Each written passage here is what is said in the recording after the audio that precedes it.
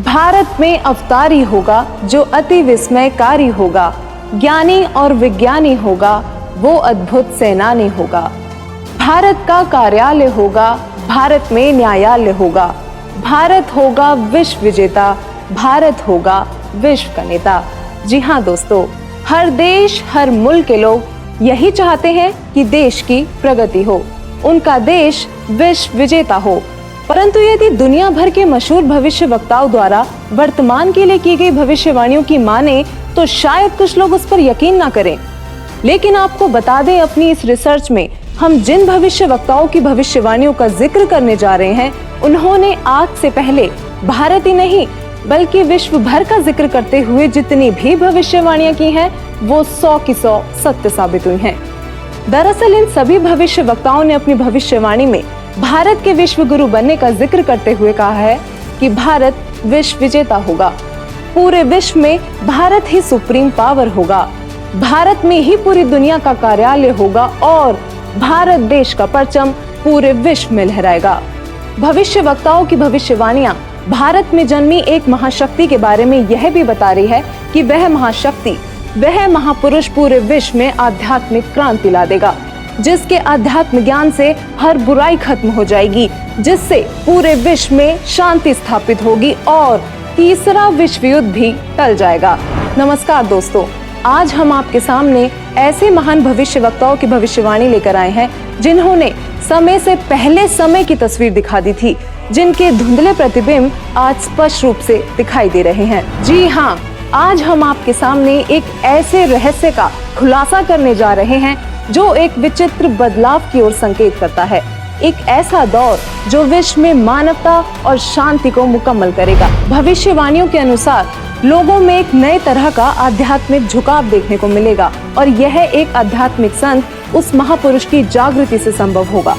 वो इतना शक्तिशाली होगा कि जमीन से अर्श तक उस महाशक्ति की ही शफ़क़त होगी। जो दृश्य महान भविष्य वक्ताओं ने दिखाया है उस पर विश्वास करना आसान नहीं था। कहते हैं सांच को आंच नहीं लेकिन प्रमाणित करना नागुज़ीर है। यकीन मानिए, जब हमारी टीम ने इस पड़ताल का सफर शुरू किया तो एक नहीं दो नहीं बल्कि बहुत सारे भविष्य वक्ताओं की भविष्यवाणी में उस महापुरुष और महाबदलाव का जिक्र मिला, जिसके बाद उन्हीं सब भविष्यवाणियों को आधार बनाकर हमारी टीम ने उस महापुरुष की खोज शुरू कर दी। दोस्तों, हमारी इस रिसर्च में समय और कठिन परिश्रम लाजमी था, लेकिन परिणाम निराशाजनक नहीं थे। हमने सभी प्रमाण इकट्ठे किए और भविष्यवाणियों से मिलान करने के बाद अब हम उन्हें आपके सामने लेकर आए हैं। हमारी टीम ने तो पता लगा लिया था, मगर अब वक्त था तो जनता को उस महापुरुष के बारे में अवगत करवाने का। हमारी पड़ताल का निष्कर्ष कुछ ऐसा था कि जिसे जानकर हमारी टीम भी चौंक गई थी और अब ये पड़ताल आपके भी होश उड़ा देगी। तो वीडियो छोड़कर कहीं जाइएगा मत दोस्तों, वो महापुरुष हम सबके बीच मौजूद है। वीडियो को अंत तक देखिए और जानिए कि कौन है वो महाशक्ति। दोस्तों, बहुत से लोगों ने इन भविष्यवाणियों को अपने हिसाब से किसी पर सेट करने की कोशिश की है। कुछ लोग ओशो को वह महाशक्ति बताते हैं तो कुछ जय गुरुदेव पंथ के प्रवर्तक श्री तुलसीदास जी को, कुछ भारत के माननीय प्रधानमंत्री श्री नरेंद्र मोदी जी पर ये भविष्यवाणी सेट करते हैं तो कुछों ने अन्य संतों व राजनेताओं पर सेट करने की कोशिश की है। लेकिन वास्तव में ये सभी भविष्यवाणियां बिल्कुल फिट किस महापुरुष पर बैठती है, यह जानकारी आपको हमारी रिसर्च को देखने के बाद खुद ब खुद मिल जाएगी। सबसे पहले हम आपको कुछ ऐसे महान भविष्य वक्ताओं की भविष्यवाणियों से रूबरू करवाते हैं जो अपनी सटीक भविष्यवाणी से विश्व विख्यात हैं।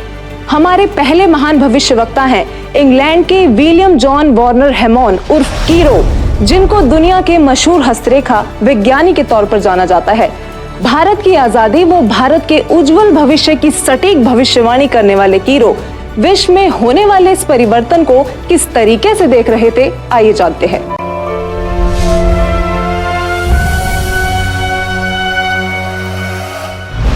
कीरो ने सन 1925 में लिखी पुस्तक में भविष्यवाणी की है 20वीं सदी अर्थात सन 2000 ईस्वी के उत्तरार्ध में जन्मा संत ही विश्व में नई सभ्यता लाएगा जो संपूर्ण विश्व में फैल जाएगी। भारत का वह एक व्यक्ति सारे संसार में ज्ञान की क्रांति ला देगा। इंग्लैंड के भविष्यवक्ता कीरो की भविष्यवाणी से हमें एक संकेत मिला कि जिस महापुरुष पर ये भविष्यवाणियां सेट होनी है उनका जन्म 1950 के बाद का होना चाहिए। तो चलिए अब चलते हैं नॉर्वे के श्री आनंद आचार्य जी की भविष्यवाणी की ओर, जिन्होंने पूरे गर्व के साथ अपनी भविष्यवाणी में भारत का जिक्र किया है।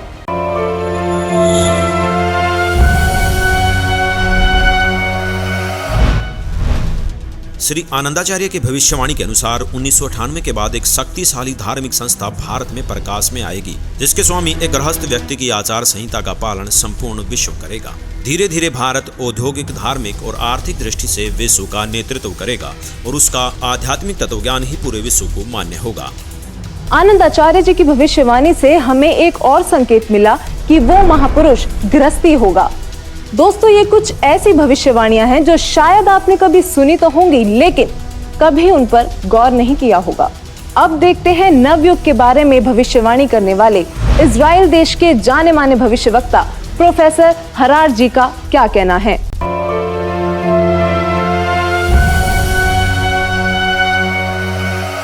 प्रोफेसर हरार। इजराइल के प्रोफेसर हरार के अनुसार भारत देश का एक दिव्य महापुरुष मानवतावादी विचारों से सन 2000 ईस्वी से पहले आध्यात्मिक क्रांति की जड़ें मजबूत कर लेगा। वह सारे विश्व को उनके विचार सुनने को बाध्य होना पड़ेगा। भारत के अधिकतर राज्यों में राष्ट्रपति शासन होगा, पर बाद में नेतृत्व धर्मनिष्ठ वीर लोगों पर होगा जो एक धार्मिक संगठन के आश्रित होंगे। अब बारी आती है फ्रांस के प्रसिद्ध भविष्यवक्ताओं की, जिनकी भविष्यवाणियां एकदम सटीक मानी जाती हैं। जो उन्होंने कह दिया वो पत्थर की लकीर हो गया। तो आइए देखते हैं कौन है ये भविष्यवक्ता और क्या थी इनकी भविष्यवाणियां। तो चलिए सबसे पहले बात करते हैं फ्रांस के महान भविष्यवक्ता डॉक्टर जूले वर्न की।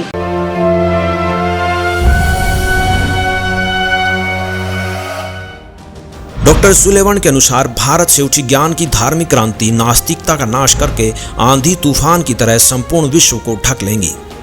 उस भारतीय महान आध्यात्मिक व्यक्ति के अनुयायी देखते देखते एक संस्था के रूप में आत्म शक्ति से संपूर्ण विश्व पर प्रभाव जमा लेंगे। डॉक्टर जूले वर्न ने भी उस महापुरुष का जिक्र करते हुए भारत का नाम लिया है।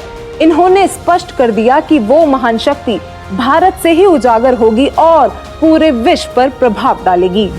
मैं सीना ठोक कर कहता हूँ, मेरे सायरन को कोई रोक नहीं पाएगा और वह जरूर आएगा। ऐसा कहना था महान भविष्यवक्ता मिशेल दी नॉस्ट्राडामस का, जो आज भी बहुत से लोगों के दिलों में अपनी जगह बनाए हुए हैं, जिनकी भविष्यवाणियों को आज तक कोई भी गलत सिद्ध नहीं कर पाया। उन्होंने जैसा कहा वही होता गया। नॉस्ट्राडामस ने अपनी भविष्यवाणी में होने वाले इस महान परिवर्तन की तफसील से व्याख्या की है। तो आइए देखते हैं क्या कुछ बताया उन्होंने अपनी भविष्यवाणी में।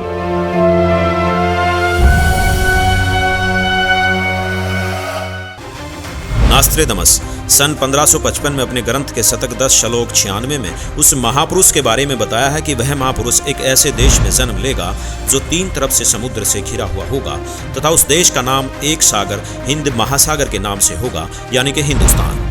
दोस्तों, विश्व में हिंदुस्तान ही ऐसा देश है जो 3 ओर से सागर से घिरा है तथा हिंदुस्तान ही एकमात्र देश है जिसका नाम किसी सागर के नाम से मेल खाता है, हिंद महासागर। फिर शतक 20 श्लोक 25 में कहा है कि वो महापुरुष हिंदुस्तान में पैदा होगा।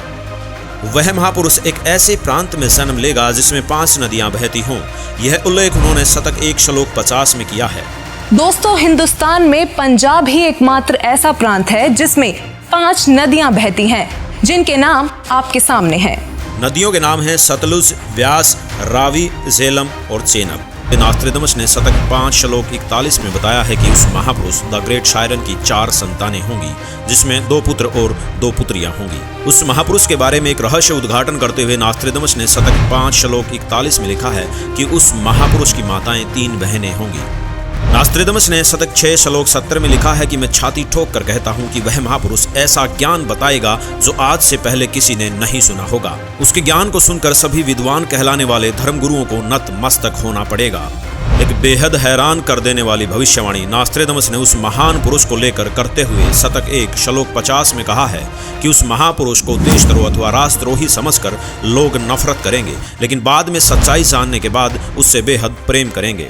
उसके द्वारा स्थापित आदर्श और विचारों का बोलबाला हर जगह हो जाएगा। नॉस्ट्राडामस ने शतक 20 श्लोक 25 में कहा है कि वह न तो क्रिश्चियन ईसाई होगा न मुसलमान होगा, वह केवल हिंदू ही होगा।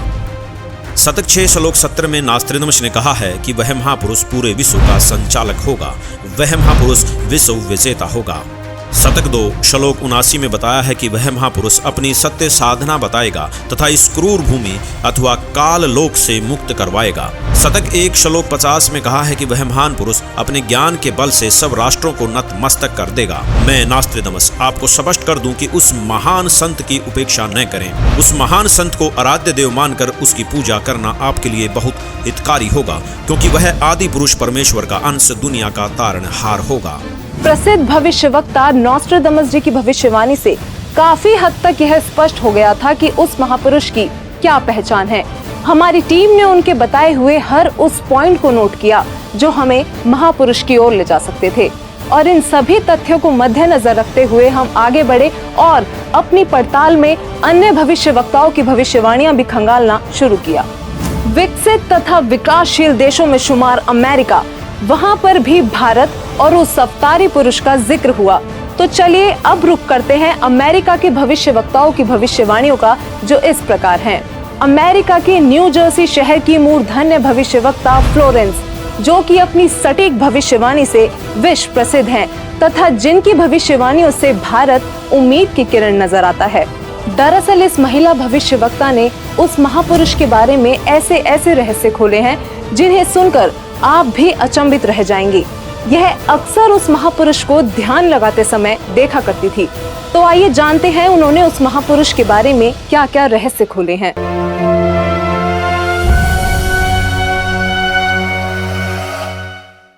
भविष्यवक्ता फ्लोरेंस ने अपनी लिखी पुस्तक golden light of new era में 1960 में लिखा है कि जब मैं ध्यान लगाती हूँ तो अक्सर एक संत को देखती हूँ। उसके सिर पर सफेद बाल हैं, न दाढ़ी है न मूंछ, वह गौर वर्ण का है। उनके ललाट पर आकाश से एक नक्षत्र के प्रकाश की किरणें निरंतर बरसती रहती हैं। मैं देखती हूँ कि वह संत अपनी कल्याणकारी विचारधारा तथा अपने सच्चरित्र प्रबल अनुयायियों की शक्ति से संपूर्ण विश्व में नए ज्ञान का प्रकाश फैला रहे हैं। उनमें इतनी शक्ति है कि वह प्राकृतिक परिवर्तन भी कर सकते हैं। मैं उस पवित्र स्थान पर एक प्रचंड तपस्वी को देख रही हूँ, जिसका तेज बड़ी ही तेजी से फैल रहा है। मनुष्य में सोए दैवत्व को जगाने तथा धरती को स्वर्ग जैसा बनाने के लिए वह संत दिन रात प्रयत्न कर रहे हैं। भविष्यवक्ता फ्लोरेंस बताती हैं कि मैं भविष्य के विषय में एक बहुत ही महत्वपूर्ण बात बता रही हूँ। 20वीं शताब्दी के अंत में भारतवर्ष से एक प्रकाश निकलेगा। यह प्रकाश पूरी दुनिया को उन दैविक शक्तियों के विषय में जानकारी देगा जो अब तक हम सभी के लिए रहस्यमय बनी हुई है। एक दिव्य महापुरुष द्वारा यह प्रकाश पूरे विश्व में फैलेगा। वह सभी को सतमार्ग पर चलने की प्रेरणा देगा। समस्त दुनिया में एक नई सोच की ज्योति फैलेगी। जब मैं ध्यान अवस्था में होती हूँ तो अक्सर यह दिव्य महापुरुष मुझे दिखाई देते हैं। फ्लोरेंस ने बार बार इस संत या दिव्य पुरुष का जिक्र किया है। साथ ही ये भी बताया है कि उत्तरी भारतवर्ष में एक पवित्र स्थान पर वे मौजूद हैं। भविष्यवक्ता फ्लोरेंस की भविष्यवाणियों से हमें जो जानकारी मिली उसकी हमने बड़ी ही गहनता से जांच की, क्योंकि उनकी भविष्यवाणी ने वो रहस्य खोले जो हम सोच भी नहीं सकते थे। फ्लोरेंस की भविष्यवाणी से जो रहस्य उजागर हुआ वो चौंकाने वाला था। इस रहस्य के खुलने से हमारी टीम को आगे बढ़ने में बहुत मदद मिली। तो चलिए अब देखते हैं अमेरिका के ही अन्य भविष्यवक्ता क्या कहते हैं। अब हम बात करने जा रहे हैं भारत के पहले प्रधानमंत्री पंडित जवाहरलाल नेहरू जी के निधन तथा नेहरू जी के उत्तराधिकारी चुने जाने की सटीक भविष्यवाणी करने वाली अमेरिका की महान भविष्यवक्ता श्रीमती जीन डिक्सन की।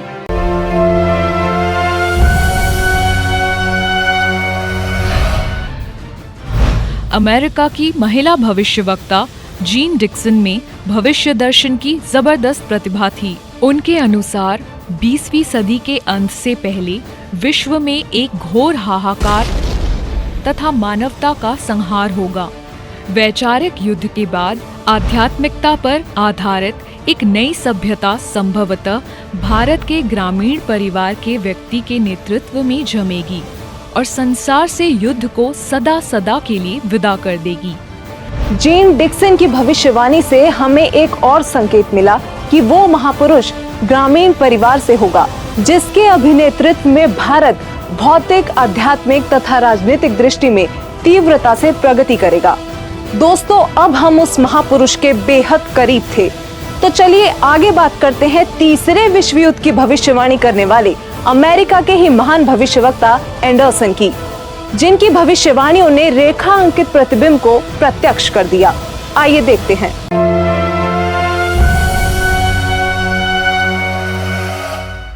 21वीं सदी में भारत के देहात का एक धार्मिक व्यक्ति एक मानव, एक भाषा और एक झंडे की रूपरेखा का संविधान बनाकर संसार को सदाचार, उदारता, मानवीय सेवा व प्यार का सबक देगा। एंडरसन जी की भविष्यवाणी भी 21वीं सदी की ओर संकेत कर रही थी, जिस दौरान वो महापुरुष एक भाषा, एक मानव तथा एक झंडे की रूपरेखा रखेगा। इतने संकेत मिलने के बावजूद भी हमने अन्य भविष्यवक्ताओं की भविष्यवाणियां देखना जारी रखा और अब हमारे सामने आती है हंगरी की महान भविष्यवक्ता बोरिस्का की भविष्यवाणी। बोरिस्का का नाम भी भविष्यवक्ताओं की सूची में अव्वल है, जो विकसित अनचेतना से संपूर्ण जगत की भूतकालीन तथा भावी गतिविधियों को देख पाने में सक्षम थी।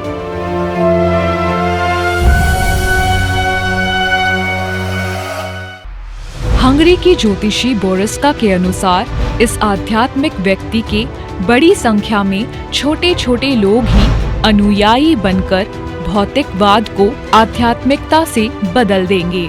मैं जानती हूँ कि जरूर इस वक्त आपके जहन में बहुत सारे सवाल आ रहे होंगे, लेकिन फिर भी बस एक बार धैर्यपूर्वक इस पूरी पड़ताल को देखते रहिए।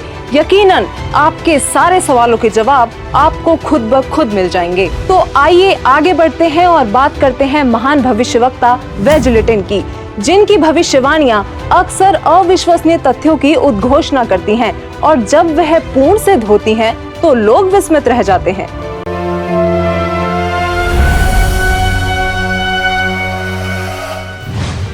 श्री वेजलेटिन। भविष्यवक्ता श्री वेजलेटिन के अनुसार 20वीं सदी के उत्तरार्ध में सन 1950 के पश्चात विश्व में आपसी प्रेम का अभाव, मानवता का हास, माया का संग्रह की दौड़, लूट व राजनेताओं का अन्यायी हो जाना आदि आदि बहुत से उत्पात देखने को मिलेंगे।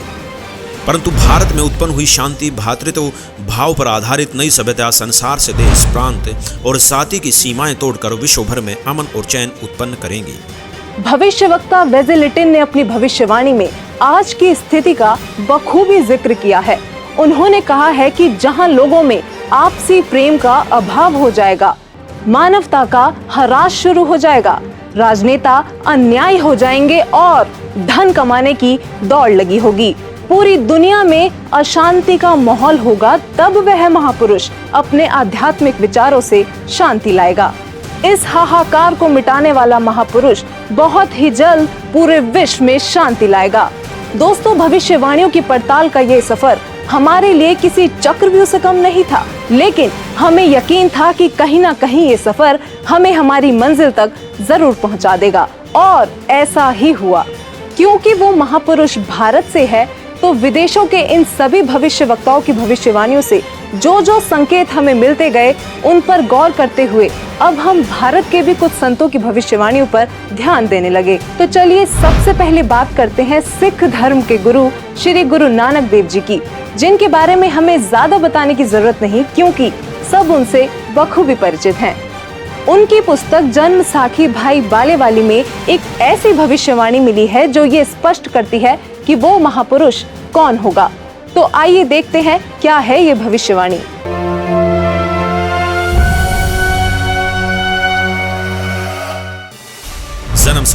जन्म साखी भाई बालेवाली, जिसके प्रकाशक हैं भाई जवाहर सिंह एंड कंपनी, पुस्तक वाले बाजार, माई सेवा, अमृतसर, पंजाब। हिंदी भाषा वाली। पेज नंबर 305 पर भक्त प्रहलाद की भविष्यवाणी लिखी है कि नानक जी के सचखंड जाने के सैकड़ों वर्ष पश्चात पंजाब की धरती पर जाट वर्ण में वह संत जन्म लेगा जो कबीर जी तथा नानक जी जैसा महान होगा।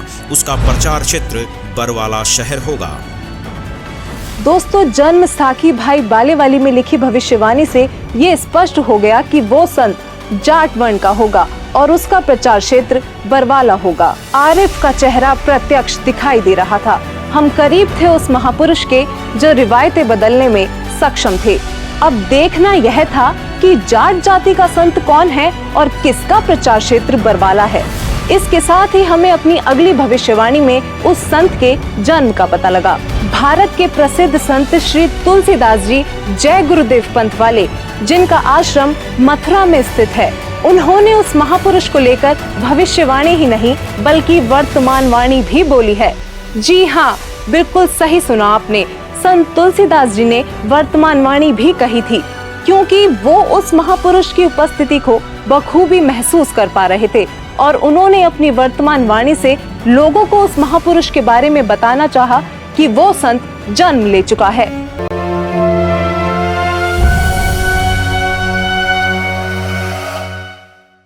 श्री तुलसीदास जी उर्फ जय गुरुदेव जी ने 7 सितंबर 1971 में भविष्यवाणी की थी, जो अपनी शाकाहारी पत्रिका में पेज नंबर 50 में लिखी है कि वह अवतार जिसकी लोग प्रतीक्षा कर रहे हैं वह 20 वर्ष का हो चुका है। यदि उसका पता बता दूं तो लोग उसके पीछे पड़ जाएंगे। अभी ऊपर से बताने का आदेश नहीं हो रहा है। मैं समय का इंतजार कर रहा हूँ। सभी महापुरुषों ने समय का इंतजार किया है और समय आने पर सबको सब कुछ मालूम हो जाएगा। श्री तुलसीदास जी द्वारा 28 अगस्त 1971 को की गई भविष्यवाणी अनुसार महापुरुष का जन्म भारतवर्ष के एक छोटे से गांव में हो चुका है और वह व्यक्ति मानव इतिहास का सबसे महत्वपूर्ण व्यक्ति बनेगा। उसे जनता का इतना बड़ा समर्थन प्राप्त होगा कि आज तक किसी को नहीं मिला है। वह महापुरुष नए सिरे से विधान को बनाएगा और वह विश्व के संपूर्ण देशों पर लागू होगा। उसका एक झंडा होगा, उसकी एक भाषा होगी। शाकाहारी पत्रिका का उपरोक्त वर्णन पुस्तक जय गुरुदेव की अमृतवाणी भाग 2 के 50 तथा 59 पर लिखा है, जिसकी लेखिका हैं दिव्या शर्मा तथा मुद्रक हैं अर्जेंट प्रिंटिंग प्रेस, पुराना बस स्टैंड, मथुरा। इसके साथ ही एक और भविष्यवाणी बाबा जय गुरुदेव उर्फ तुलसीदास जी द्वारा 28 अगस्त 1971 को की गई थी, जो शाकाहारी पत्रिका पृष्ठ 59 में लिखी है। संत तुलसीदास जी ने अपनी वाणी में यह स्पष्ट रूप से बताया कि वो संत पृथ्वी पर मौजूद है और 7 सितंबर 1971 को वह पूरे 20 वर्ष का हो चुका है। राजस्थान के भविष्यवक्ता बाबा रामदेव को कौन नहीं जानता, इन्होंने तो कमाल ही कर दिखाया है।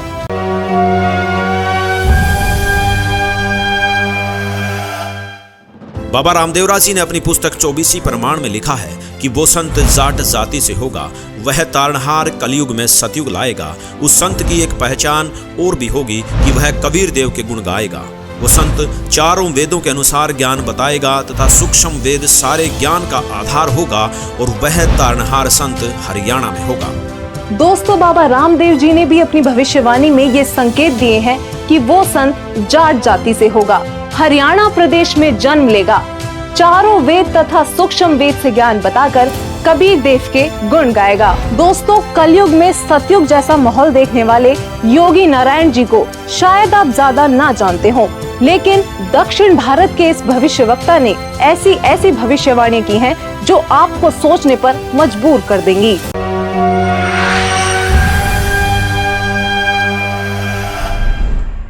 दक्षिण भारत के कर्नाटक के योगी नारायण जी ने अपनी पुस्तक काल ज्ञान में उस महापुरुष के साथ साथ उनके द्वारा लाए जाने वाले राम राज्य का भी जिक्र किया है।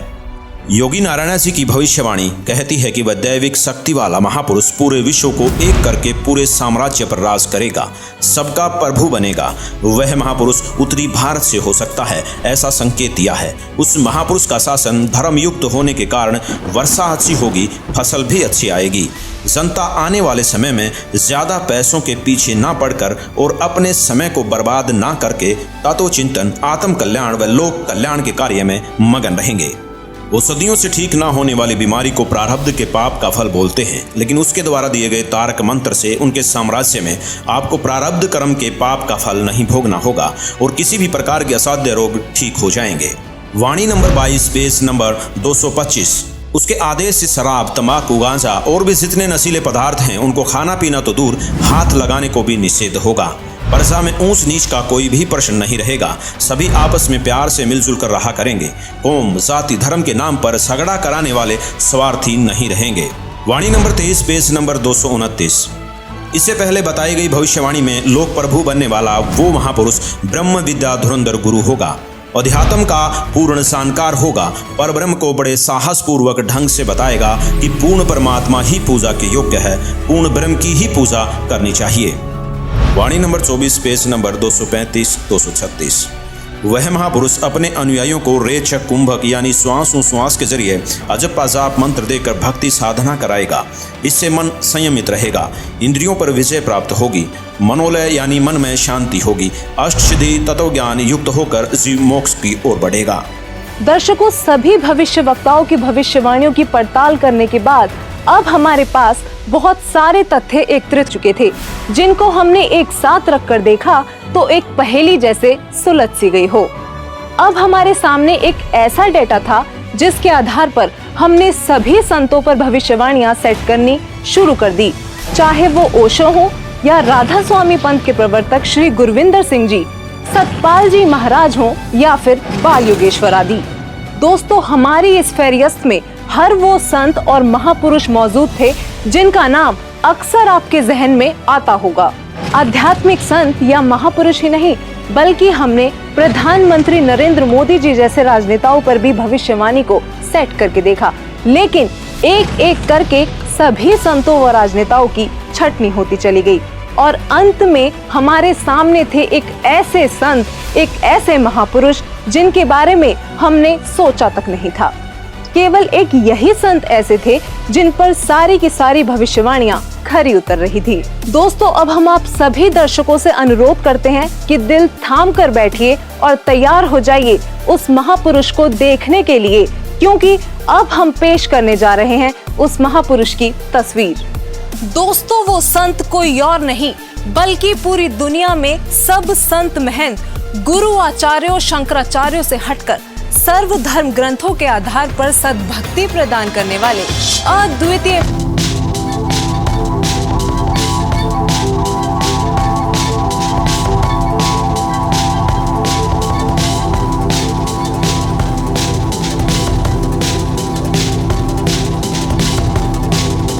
जी हाँ, यही है वो महापुरुष जिनके विषय में देश और विदेशों के महान भविष्यवक्ताओं ने भविष्यवाणियां की हैं। दोस्तों, हमने इस सफर की शुरुआत में ही बताया था कि परिणाम आपको चौंका देगा।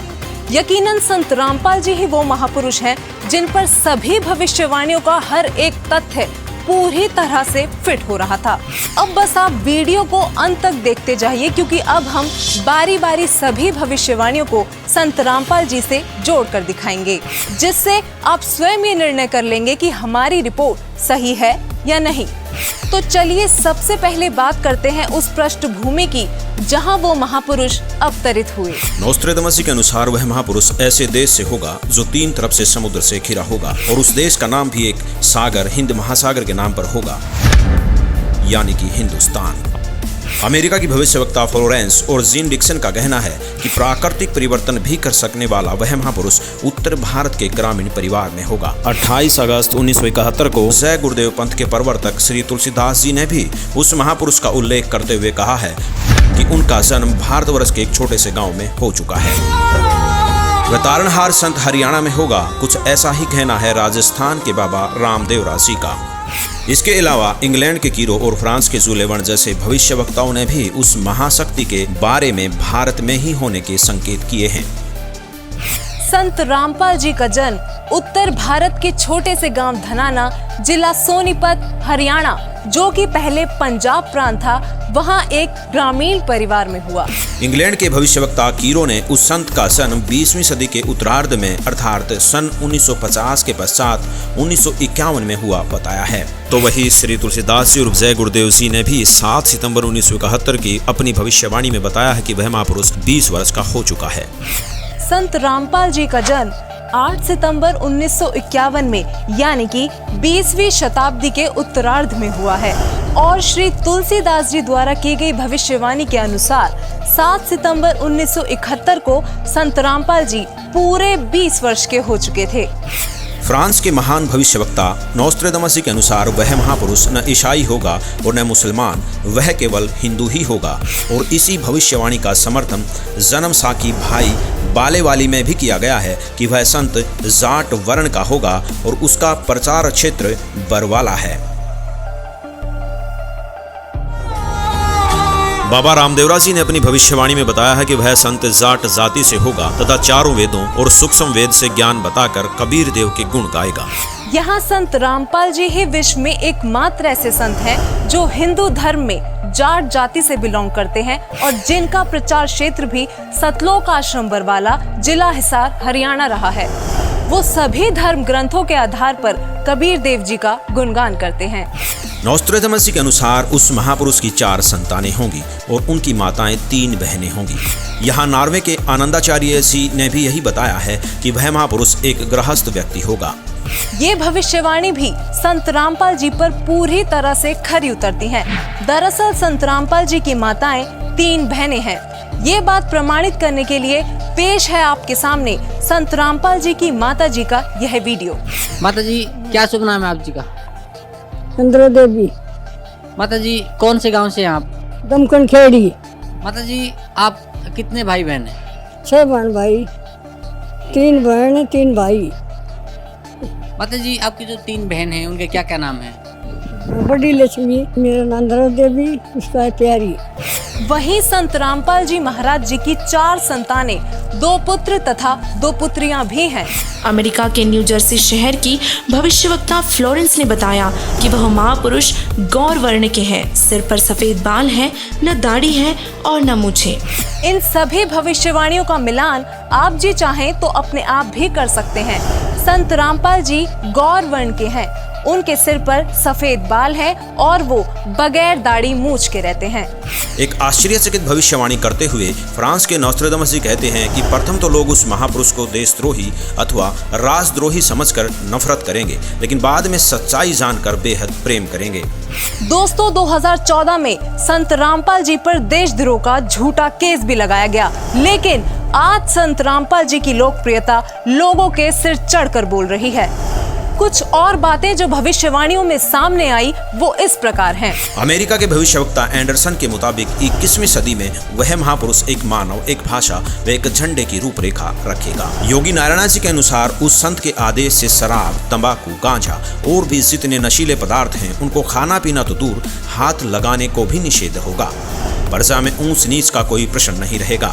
सभी प्यार से आपस में मिलजुल कर रहा करेंगे और वह महापुरुष रेचक कुंभक यानी श्वास उश्वास के जरिए अजप्पा जाप मंत्र देकर भक्ति साधना कराएगा।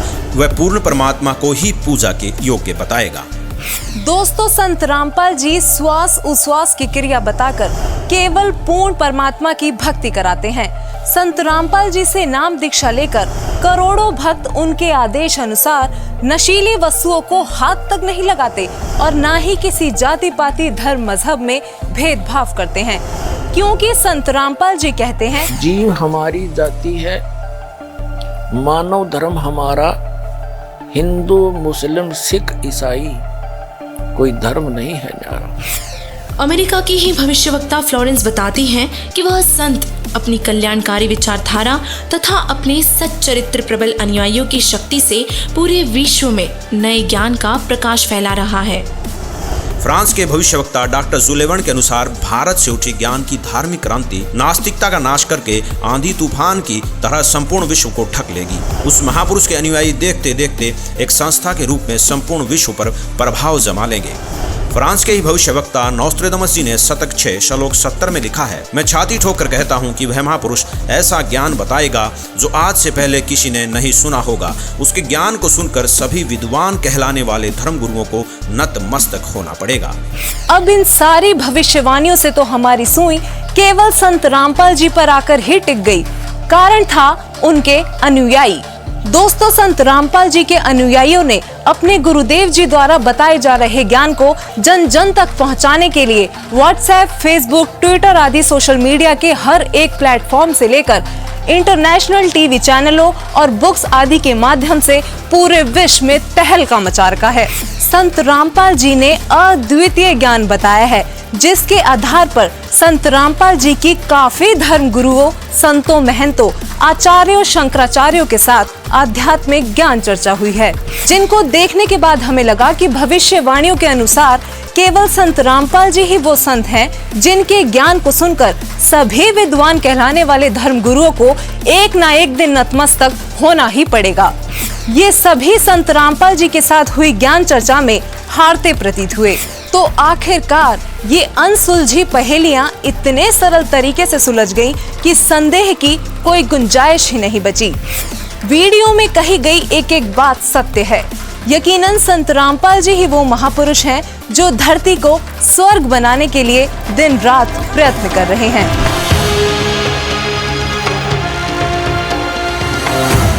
पर में पंथ प्रगट हो वाणी, ये वर्मा पंथ गरीबदास के पंथ में कहते हैं, मेरी महिमा की वाणी, मेरी लीला की वाणी पुनः प्रगट होगी उसके द्वारा, और शब्द हमारे का निर्णय ठानी। वर में पंथ प्रगट हो वाणी, हवे वाणी ये हवे है, और शब्द हमारे का निर्णय ठानी। अस्थिर घर का मरम ना पावे, ये 12 पंथ हम ही को ध्यावे, कि 12 पंथ तक, गरीबदास पंथ तक ये उस स्थायी स्थान पर नहीं जा सकते, सतलोक प्राप्ति नहीं कर सकते। फिर कहते हैं बर में पंथ हम ही चलावें, बर में पंथ में हम ही चलकर आवेंगे, गरीबदास वाले में आगे चल गए और सब पंथ मिटा के एक का पंथ चलावें। और कहते हैं अब परमात्मा ने कलयुग को 3 चरणों बांटा है। ये प्रथम चरण कलयुग निर्याना, तब मैं घर मांडो में दाना। प्रथम चरण कलयुग का उस समय समझो जब मैं घर से सह शरीर जाऊंगा, वो प्रथम चरण होगा।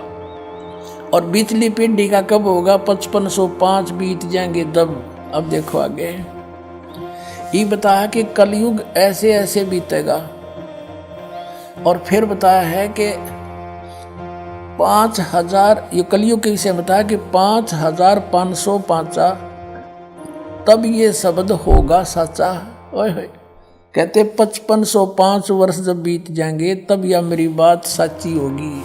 ये कबीर सागर है।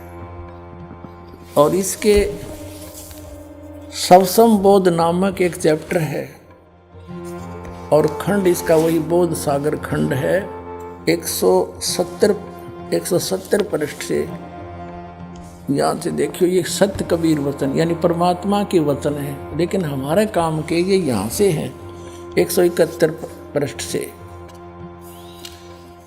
सवसम वेद बोध, सवसम वेद बोध। यहाँ लिखा है 5 सहस और 500 जब, 5 सहस और 500 यानी 5500 जब कलयुग बीत जाए, महापुरुष फरमान तब जग तारण को आए। अब 5 सहस और 500 यानी 5500 जब कलयुग बीत जाए, महापुरुष फरमान तब जग तारण को आए। 5500 जब कलयुग बीत जाएगा तब एक महापुरुष संसार का उद्धार करने के लिए आएगा, और उसके पास सही फरमान होगा। फरमान माने वो मंत्र जाप आदेश।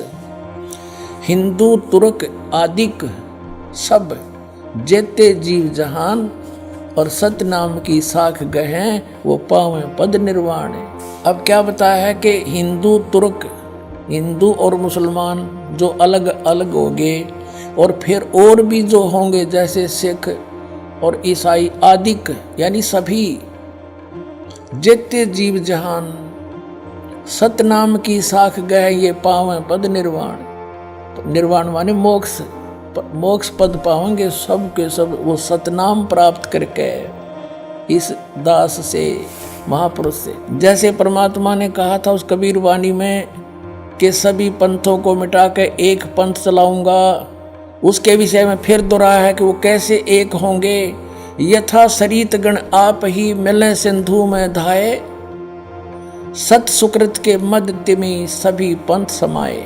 क्या बताया कि जैसे सरित गण यानी नदियों का, नदियाँ, सरित गण माने नारी नारी नदी, और आप ही उस समुद्र में जाकर वेग धाय माने शीघ्रता से मिल जाती हैं फटाफट। ऐसे उस सत सुकृत यानी उस सच्चे पंथ के मध्य जो हम चलाएंगे, उसमें तिमी माने उसमें सब ऐसे ही समाये जैसे सरिता दरिया अपने आप समुद्र में स्पीडते में जाकर मिल जाती, एक हो जाते हैं। ऐसे सत सुकृत के मध्य सब पंथ समाये, सब एक हो जाएंगे। अब क्या बताते हैं परमात्मा धर्मदास जो मैंने ये सवसम वेद में जो लिख दिया, जो वचन बोले हैं, ये जब लग पूर्ण होए नहीं ठीके को तिथिवार। ये ठीक क्या होती है? जैसे हमारे पहले पुराने समय में हम छोटे छोटे थे, जब यूँ कहा करते कि एक व्यापारी भैंस ले गया और पैसे ना देता, आगे से आगे ठीक बता रहा है, आगे तागे समय धर रहा है, पैसे नहीं दे रहा। तो इस प्रकार यहाँ वो बताया है कि यो मैंने जो ठीक दर रखी है ना, ठीक वो निर्धारित समय कर रखा है कि धर्मदास जब तक वो समय नहीं आएगा ना, तब तक तो ये मेरी बात ये सब संवेद में लिखी हुई निराधार महसूस होंगी जो कपटी लोगों को। लेकिन जब वो समय ठीक का आ जाएगा ना, जब देखिए ढूंढा पाटेगा। अब देखो, अब हम फिर आगे कि जब लग पूर्ण होए नहीं ठीक को तिथिवार, और कपट चातुरी तब लो यो सब संवेद निर्धार। कहते हैं तब तक तो मेरे द्वारा ये बात कही गई सब संवेद वाली, ये गुप्त ज्ञान, सब संवेद माने गुप्त ज्ञान, जो पहले भी अब भी कहा है। तो ये निराधार महसूस होगा जब लग पूर्ण होए नहीं ठीका, जो ठीक को तिथिवार, यानी ठीक उस निर्धारित धरे हुए निर्धारित किए हुए समय की जो समय नहीं आएगा, तब तक तो मेरा यो ज्ञान निराधार महसूस होगा। जब वो समय आ जाएगा ठीक का, जो है ठीक का दिन आवंत, युगंत लिखा आवंत, तो क्या होगा? सब ही नारी नर शुद्ध, सब कपट छोड़ के बुराई त्याग देंगे सब नर नारी। और जब ठीक का दिन आवंत और कपट चातुरी छोड़ के वो शरण कबीर गहनत।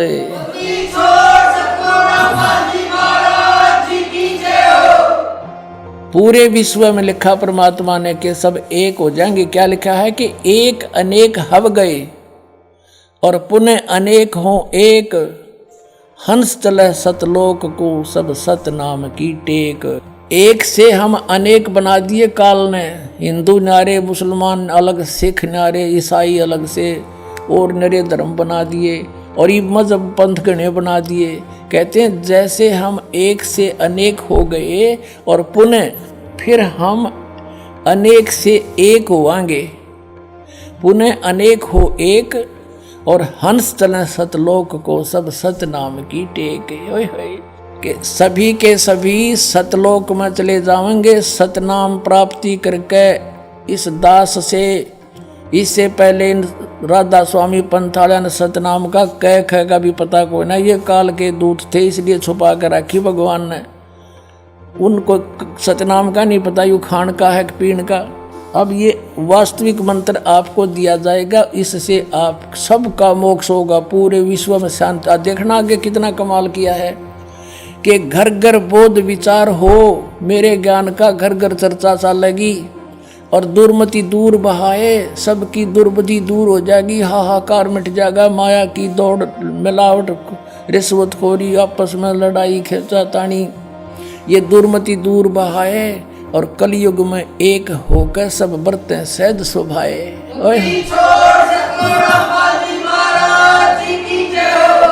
तो 2000 सन में 5508 वर्ष कलयुग बीत गया। अब हम पीछे चले 5505 निकालने के लिए। 1997 में 5505 कलयुग बीता, 1999 में 5507 हो गया और 1998 में 6 हो गया, 1997 में 5505 वर्ष कलयुग बीत गया।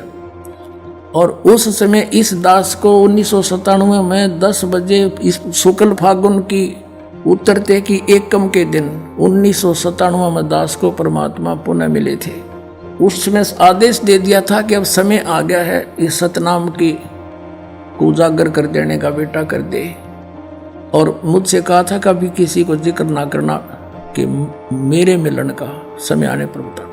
लेकिन दास ने लिख दिया था एक पुस्तक में, अभी दिखाते हैं आपको, बहुत पहले। ये पुस्तक है आध्यात्मिक ज्ञान गंगा, ये सन 2009 से चल रही है। और 2005 में दास ने एक पुस्तक लिखी थी भक्ति और भगवान, उसमें भी लिख दिया था। अब देखना, ये आध्यात्मिक ज्ञान गंगा ये यहाँ अपने इस दास के द्वारा इसका सब सदग्रंथों के आधार से, इसके आधार से ये बनाई है। अब इसके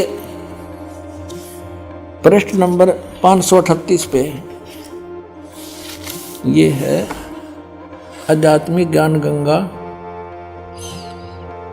और यथार्थ कबीर पंथ परिचय नामक विषय है। 538 पर यहाँ देखा, मुझ दास रामपाल दास को परमेश्वर कबीर साहिब जी संवत 2053 फाल्गुन मास शुक्ल पक्ष एकम मार्च 1997 को दिन के 10 बजे मिले थे। सार शब्द की वास्तविकता तथा संगत को दान करने का सही समय संकेत देकर अंतर्ध्यान हो गए थे और इसको अगले आदेश तक रहस्य युक्त रखने का आदेश दिया था। किसको? कि मैं मिला।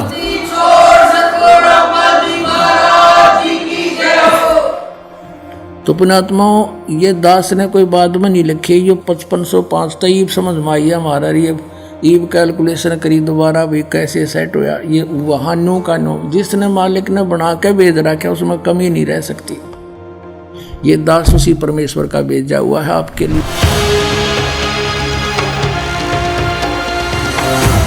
तो क्या संत रामपाल जी महाराज की शरण में आने के बाद आपको कोई लाभ हुए? संत रामपाल जी महाराज जी की शरण में आने से हमारे जो माइंड में प्रॉब्लम रहती थी वो सही हुई और हमारी बेटी की जो निमोनिया थी वो भी ठीक हुई। हमारी आर्थिक स्थिति ठीक हो गई। मेरे हस्बैंड की जॉब नहीं होती थी, उनकी जॉब पहले पानीपत में लगी, कॉन्ट्रैक्ट पे लगे थे, 2-2.5 साल तक रहे। आज वो परमानेंट जॉब पे करनाल में लगे हैं। आशीर्वाद मात्र से मेरे गले में जो कैंसर की गांठें थी वो बिल्कुल ठीक हो गई और मेरे दिल में छेद था वो भी संत रामपाल जी महाराज के आशीर्वाद मात्र से ही बिल्कुल ठीक हूँ मैं। छोटी मोटी बीमारी थी तो परमात्मा की दया से शरण में आने से संत रामपाल जी महाराज जी के वो भी बिल्कुल दूर हो गई छोटी मोटी बीमारी जो थी। सद्गुरु रामपाल जी महाराज की कृपा से यहाँ आने के बाद में ये नशा पता सब मेरा छूट गया, जबकि इतने कोशिश करने के बावजूद मैं नशे से एक पल भी दूर नहीं रहने पा रहा था। तो पहले बहुत नशे करता था, दारू गांजा भांग शराब जितने भी हैं टोटल नशे दास किया करता था।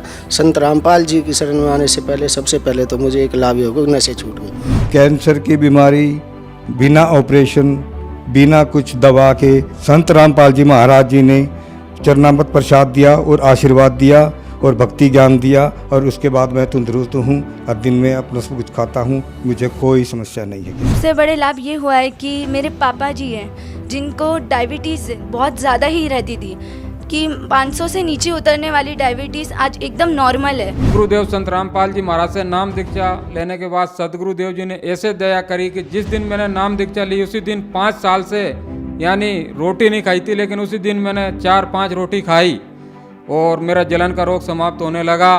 संत रामपाल जी महाराज से नाम दीक्षा लेने के बाद मेरा कैंसर का रोग बिल्कुल ठीक हो गया, मैं बिल्कुल स्वस्थ हो गया। जो कबीर जी हैं वो पूर्ण परमात्मा हैं और सतगुरु रामपाल जी महाराज जी हैं वो कबीर परमात्मा के खुद अवतार हैं, इस धरती पे आए हुए हैं। उन्होंने ही सब रजा की है, उनकी ही दया से हमें सारे लाभ हुए हैं। जब मैं दोबारा गई पीजीआई, फिर वहाँ टेस्ट हुए तो सारे टेस्ट क्लियर हो गए। अब जो मेरी प्रॉब्लम थी तीसरी स्टेज पे थी, वो मेरा कैंसर खत्म हो गया। हिंदी छोड़ सतगुरु रामपाल जी महाराज जी की शरण में जाने के बाद मैं आज कोई भी फ्रूट है, कुछ भी है, चाहे डस्ट है, मेरे को वो बिल्कुल इफेक्ट नहीं करती है। I can eat everything, I can go anywhere, मैं कुछ भी मतलब आज करने में सक्षम हूँ। जब उस डॉक्टर से मेरी बात हुई तो डॉक्टर ने कहा ये तो सच में आपके गुरुजी का ही चमत्कार है संत रामपाल जी महाराज का, जो ये ठीक हो गया, नहीं तो कैंसर पेशेंट कभी बचता नहीं है इस कंडीशन में। इतना खतरनाक इनको पॉइजन फैल चुका था, पूरा नसों में भर चुका था।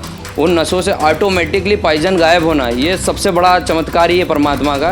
और जब से मैं संत रामपाल जी महाराज की शरण में आई हूँ, मेरा 1 रुपया नहीं गया। आज 4 साल हो रहे हैं लगभग, मैंने कोई दवा भी नहीं खाई है, कोई भी नहीं। इवन मुझे सर्दी खांसी और बुखार भी नहीं होता। जगत गुरु तत्वदर्शी संत रामपाल जी महाराज जी के इस महान मिशन को सफल बनाने के लिए करोड़ों लोग उनके साथ जुड़ रहे हैं। हमारी टीम का भी आप सभी से यही अनुरोध है कि दुनिया में महापुरुष कभी कभार ही आते हैं, इसलिए आप भी संत रामपाल जी महाराज जी के सत्संग सुनिए और शीघ्र अतिशीघ्र उनसे जुड़कर नाम दीक्षा लेकर अपना व अपने प्रियजनों का कल्याण करवाएं। धन्यवाद।